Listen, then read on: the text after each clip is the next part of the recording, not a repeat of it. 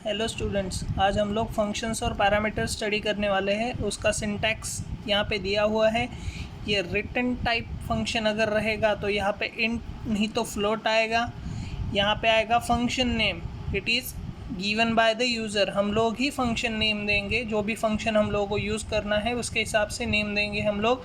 यहाँ पे argument list रहेगा। आर्गुमेंट लिस्ट मतलब जो डेटा हम लोग पास करने वाले हैं, जो पैरामीटर जो वेरिएबल पास करने वाले हैं उनका नेमिंग यहाँ पे रहता है। Here we will write the statements related to function. सबसे पहला सिंपल प्रोग्राम हम लोग स्टडी करते हैं, write a program to perform addition of two numbers using function. हम लोगों ने एडिशन का प्रोग्राम ऑलरेडी किया है, लेकिन ये यूजिंग फंक्शन सॉल्व करना है, तो वो कैसे करते हैं वो हम लोग देखते हैं। First line is hash include stdio.h, next is hash include conio.h। जैसा हम लोगों ने पहले पढ़ा है, ये दोनों लाइन हेडर फाइल्स है, ये हमेशा लिखना है प्रोग्राम के स्टार्टिंग में। उसके बाद आएगा हमारा main function which is void main। Then we will start with the program. As we are performing addition of two numbers, दो नंबर का एडिशन परफॉर्म करना है। उसका मतलब हम लोगों को दो इनपुट चाहिए, ए और बी लिया, और ये रिटर्न टाइप फंक्शन हम लोग यूज़ कर रहे हैं, इसलिए यहाँ पे ही आउटपुट आएगा। जो आउटपुट सी है वो भी मैंने लिया। All are integer type, my return type function is integer, इसलिए मैंने यहाँ पे लिखा इंट। फंक्शन का नेम मैंने दिया है एडिशन, और यहाँ पे मैं दो पैरामीटर पास करने वाला हूँ, इसके लिए यहाँ पे लिखा int comma int. First we will clear the screen using CLR function. उसके बाद हम लोग यूज़र से दो नंबर एक्सेप्ट करेंगे। printf enter two numbers. अगर यूज़र से डेटा लेना है तो scanf फंक्शन यूज़ करना पड़ता है, इसलिए हम लोगों ने लिखा scanf /n %d, दो नंबर है, एंड a एंड b, मतलब एक में a का वैल्यू जाएगा, एक जगह पे b का वैल्यू मिलेगा। Then we will perform the operation c is equal to addition a comma b। यहाँ पे एडिशन फंक्शन मैंने कॉल किया, पैरामीटर पास किए a और b। यहाँ से ऑपरेशन यहाँ पे आ जाता है int addition int a int b, मतलब मैं फंक्शन में एंटर हो गया। एडिशन मेरा फंक्शन है, उसमें a और b पैरामीटर मैंने पास किए। यहाँ पे मैं अलग वेरिएबल ले रहा हूँ int x। Okay, so x is equal to a plus b। it will perform the addition operation, then it will return the value of x। ये x का वैल्यू जाएगा ऊपर c इक्वल टू में, मतलब यहाँ पे एडिशन हो चुका है। उसके बाद हम लोग को प्रिंट करना है उसका answer. printf addition is %d comma c, मतलब c का जो भी वैल्यू रहेगा वो यहाँ पे प्रिंट होगा। Get ch, program close. Output देख सकते हो तुम लोग, एंटर टू नंबर्स। पहला printf स्टेटमेंट है हमारा एंटर टू नंबर्स, इसलिए ये दो नंबर्स हम लोगों ने यहाँ पे स्टेटमेंट पहले आया, मैंने दो नंबर लिए हैं 15 और 20। उसके बाद स्ट्रेट अवे उसके बाद आता है एडिशन इज़, दोनों का जो भी एडिशन रहेगा वो रहेगा तुम्हारा final result. Now we will see the next programme.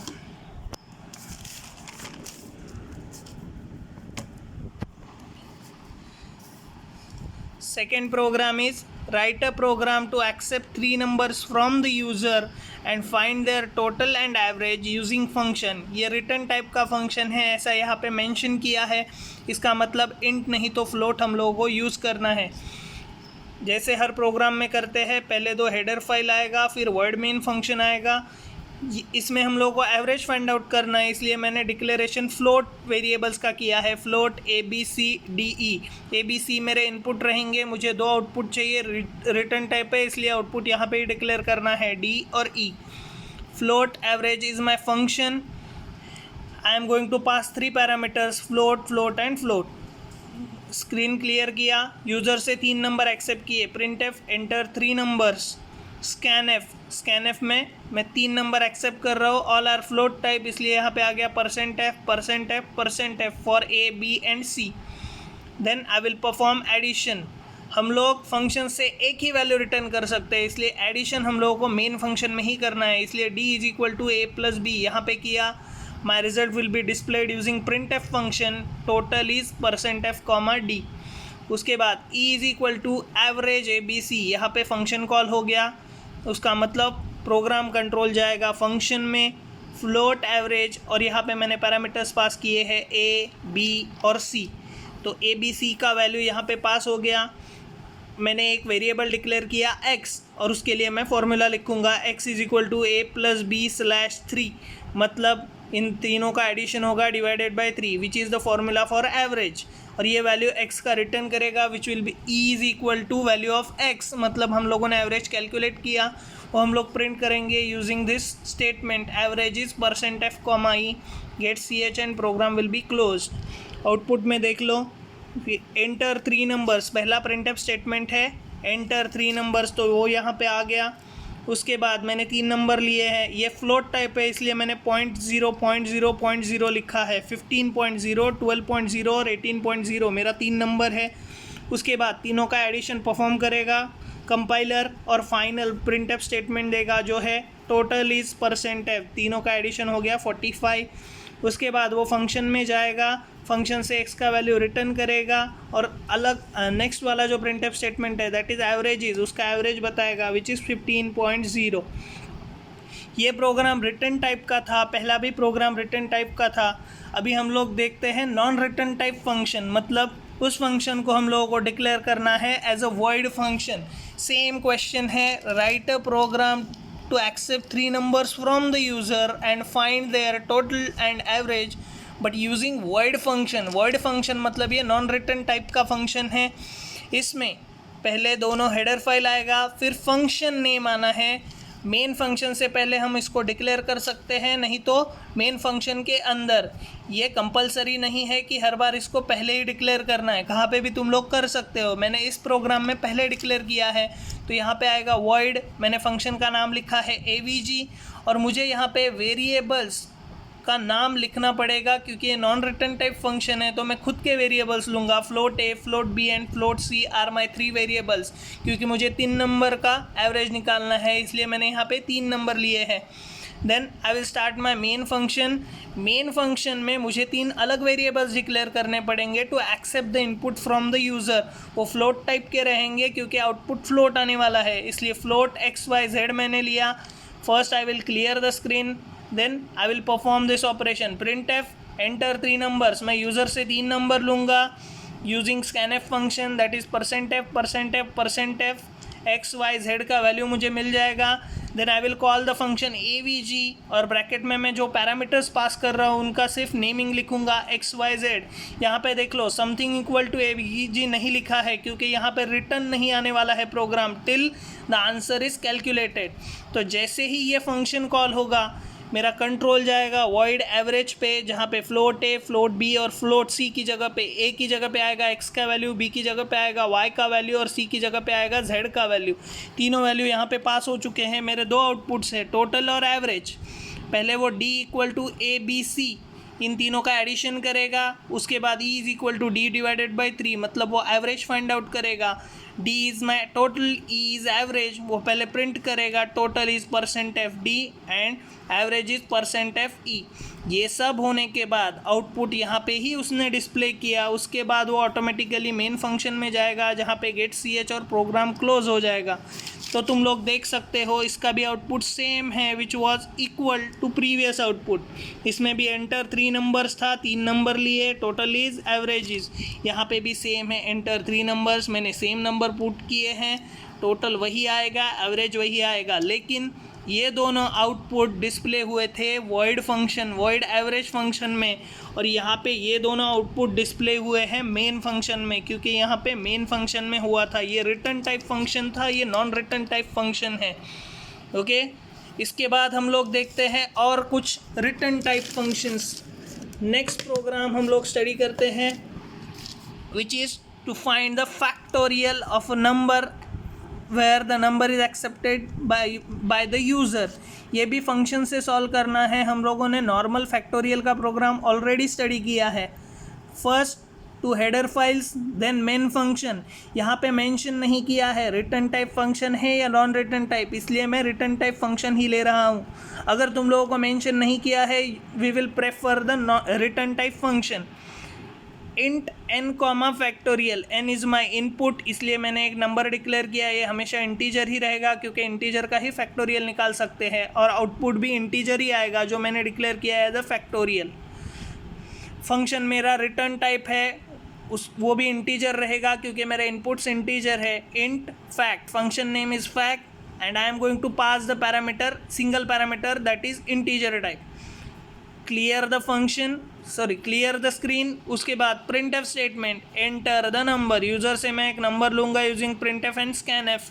वो नंबर लेने के बाद मुझे output factorial is equal to, मैंने फंक्शन कॉल किया फैक्ट, उसमें पैरामीटर पास किया n, इसके साथ कंट्रोल जाएगा इंट फैक्ट फंक्शन में, इंट फैक्ट इंट n, क्योंकि n का वैल्यू पास कर रहा है। यहाँ पे मुझे एक अलग वेरिएबल डिक्लेयर करना है x इज इक्वल टू 1, क्योंकि मैं रिटर्न करने वाला हूँ और मुझे फॉर लूप के लिए i लगेगा, इसलिए मैंने ये दो वेरिएबल डिक्लेयर किए। In for loop I will write i is equal to 1, i is less than और equal to n, i plus plus, और यहाँ पे हो जाएगा x is equal to x into 1। जैसे हम लोगों ने फैक्टोरियल का प्रोग्राम ऑलरेडी किया था वही फॉर लूप हम लोगों ने यहाँ पे यूज़ किया है, लेकिन in the function, instead of writing it we are using the function. उसके बाद जो भी फैक्टोरियल आएगा वो रिटर्न हो जाएगा, return the value of x हो जाएगा, फैक्टोरियल इक्वल टू x हो जाएगा, मतलब इसने फैक्टोरियल ऑलरेडी कैलकुलेट किया है। सो प्रिंट एफ स्टेटमेंट में आएगा factorial is %d comma factorial, मतलब जो भी वैल्यू रहेगा फैक्टोरियल का वो मुझे मिल जाएगा। I will get the final output. इसका आउटपुट देख लो, एंटर द नंबर, क्योंकि सब पहला प्रिंट एफ स्टेटमेंट है एंटर द नंबर, फिर ये नंबर यूज़र देगा इसलिए मैंने लिखा है यहाँ पे 4। उसके बाद नेक्स्ट प्रिंट एफ स्टेटमेंट है फैक्टोरियल इज, इसका फैक्टोरियल कैलकुलेट होगा और मुझे फाइनल आउटपुट मिलेगा। अब ये फैक्टोरियल कैसे निकाला था, तो यहाँ पे देख लो x का वैल्यू 1 था, i का वैल्यू 1 है, 1 इंटू 1 1 आएगा। उसके बाद i का वैल्यू 1 से बढ़ेगा, 1 से हो जाएगा 2, सो 1 इंटू 2 आएगा, फिर 2 इंटू 3 आएगा, फिर 2 इंटू 3 इंटू 4 आएगा। ऐसे हम लोग फैक्टोरियल कैलकुलेट करते हैं, then we will get the final answer. Okay, we will see another program related to function. The next program is to find the value of NCR। अभी हम लोगों ने फैक्टोरियल का प्रोग्राम स्टडी किया है, ये NCR भी फैक्टोरियल से रिलेटेड है, लेकिन यहाँ पे रिपीटेडली हम लोगों को यूज़ करना है factorial function. Write a program to find the value of NCR using function. NCR without using function हम लोगों ने ऑलरेडी स्टडी किया है। Okay, so we will start with the program. पहले दो हेडर फाइल, फिर मेन फंक्शन। जैसा मैंने बोला यहाँ पे मेंशन नहीं किया है कौन से टाइप का फंक्शन है, रिटर्न है या नॉन रिटर्न है, इसलिए मैं प्रेफर करूँगा नॉन रिटर्न टाइप फंक्शन। मैंने दो वेरिएबल्स डिक्लेयर किए n और r to accept the input, और NCR मेरा आउटपुट रहेगा, वो भी मैंने डिक्लेयर किया है। As I am going to use factorial function, मैंने फैक्ट फंक्शन का नाम दिया है, वो इंटीजर टाइप है और मैं उसमें पैरामीटर्स अलग अलग पास करने वाला हूँ। एक बार n पास करूँगा, एक बार n-r, इसलिए मैंने अलग वेरिएबल लिया इंट x। अगर मुझे एक बार ही फैक्टोरियल सेम वैल्यू का निकालना रहता था तो मैं यहाँ पे सिर्फ इंट लिखता था, लेकिन यहाँ पे मुझे अलग अलग वेरिएबल्स पास करने, इसलिए मुझे इसका नाम लिखना पड़ा x। मुझे अलग वेरिएबल यूज़ करना पड़ेगा हर बार। So I will accept the values of n and r from the user using printf and scanf function. वो लेने के बाद NCR is equal to, NCR का फॉर्मूला है n factorial n minus r factorial into r factorial. तो इसके लिए मैंने फैक्ट फंक्शन कॉल किया जिसमें n का वैल्यू पास होगा एज x की जगह पे n का वैल्यू जाएगा, वो फैक्टोरियल कैलकुलेट करेगा। यहाँ पे आएगा function int fact int x int i and a is equal to 0।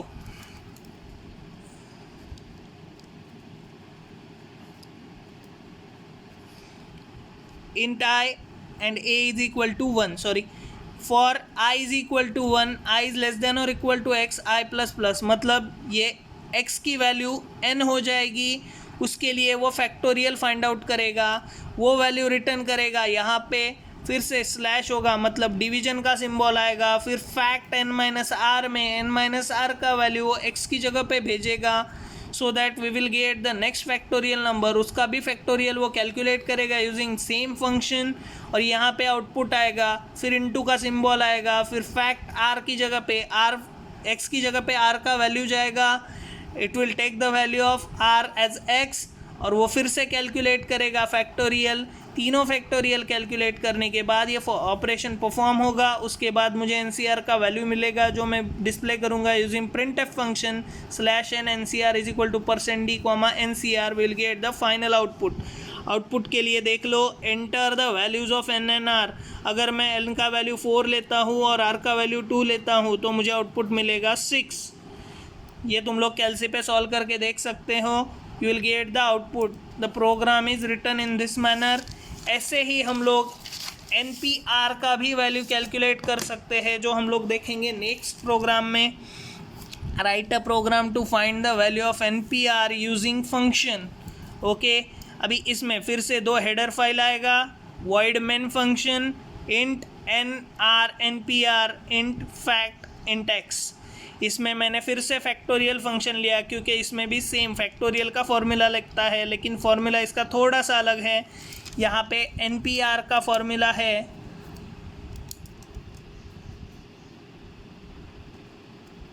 यहाँ पे मैं लिख रहा हूँ NPR is equal to n factorial divided by n minus r factorial. इसमें r फैक्टोरियल का वैल्यू नहीं रहता है, NCR में r का वैल्यू रहेगा, इसमें नहीं रहेगा। तो हम लोगों को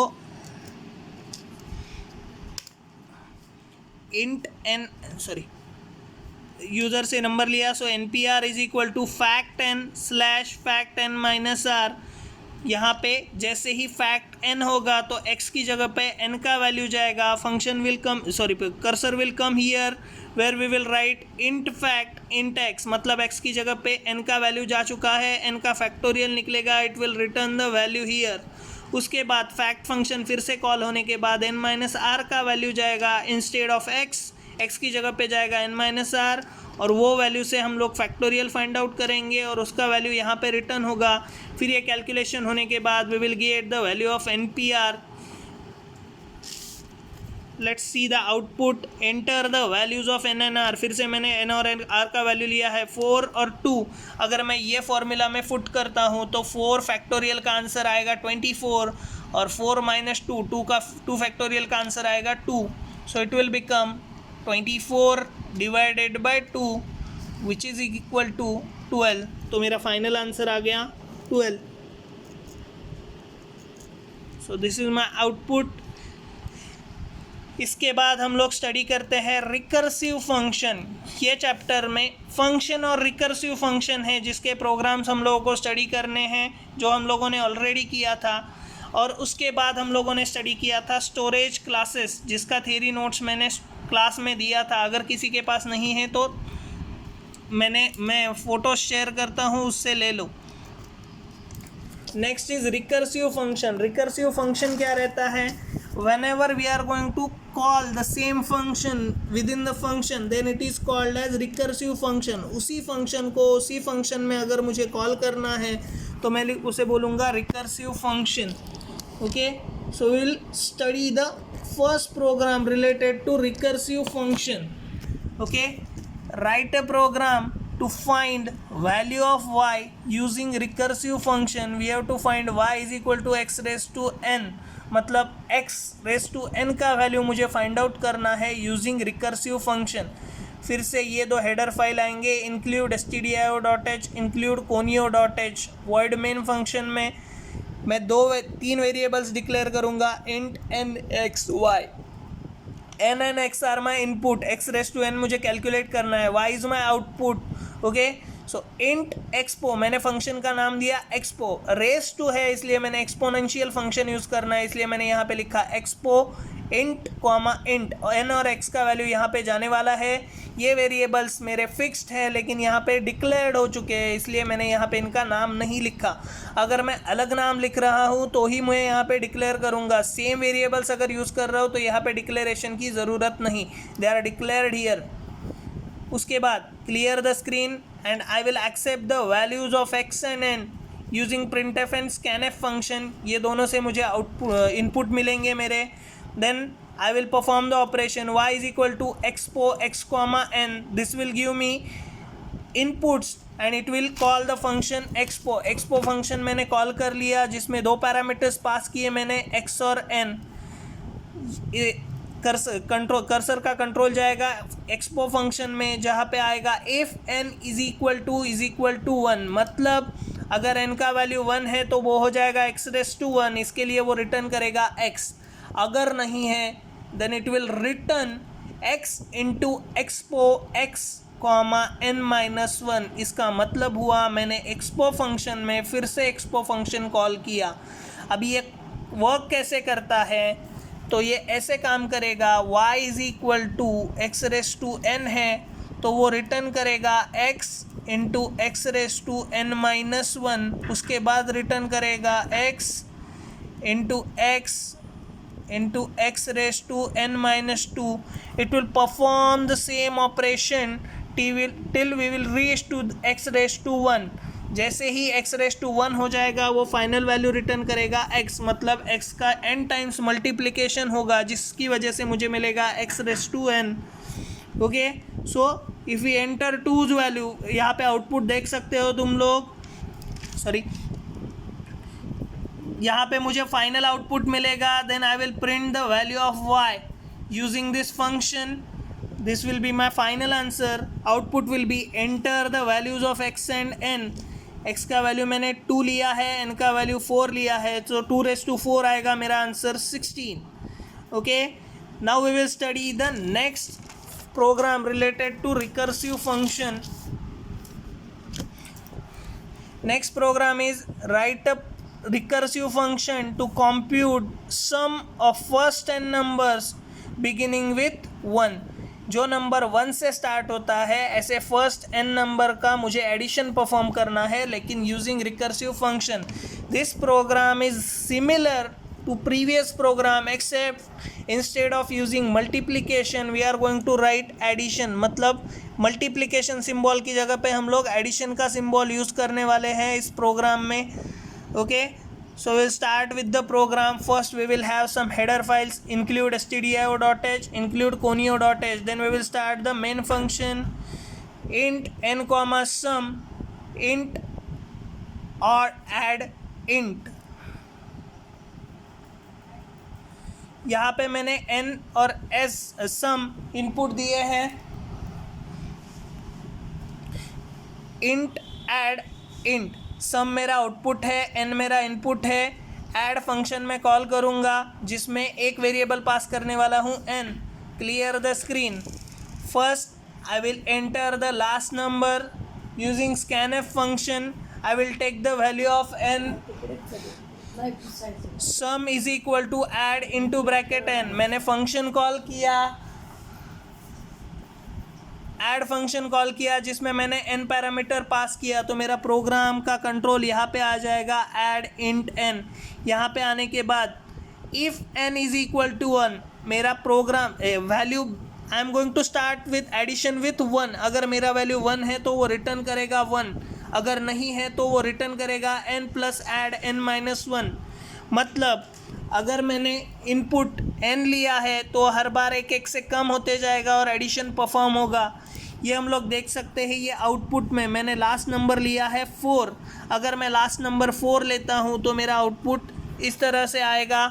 पहले मैं इनपुट लूँगा 4, उसके बाद फंक्शन रिटर्न कॉल होगा दैट इज़ ऐड 3। ऐसा मैंने फंक्शन कॉल किया तो इसकी वजह से क्या हो जाएगा, नेक्स्ट टाइम मैं ऐड करूँगा 4 + 3 + ऐड 2।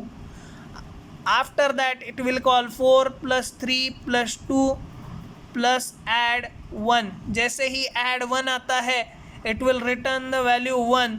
तो यहाँ पे इन तीनों का एडिशन हो जाएगा, यह आएगा 9 + 1, so that I will get the final output 10। इसकी वजह से मुझे फाइनल आउटपुट मिला 10, which is my final answer. Thus we can solve any recursive function by calling it within itself। यहाँ पे भी हम लोगों ने ऐड फंक्शन को ऐड फंक्शन में कॉल किया है, इसलिए इसको बोलते हैं recursive function. If there is any doubt you can call me और WhatsApp me. Okay, good day.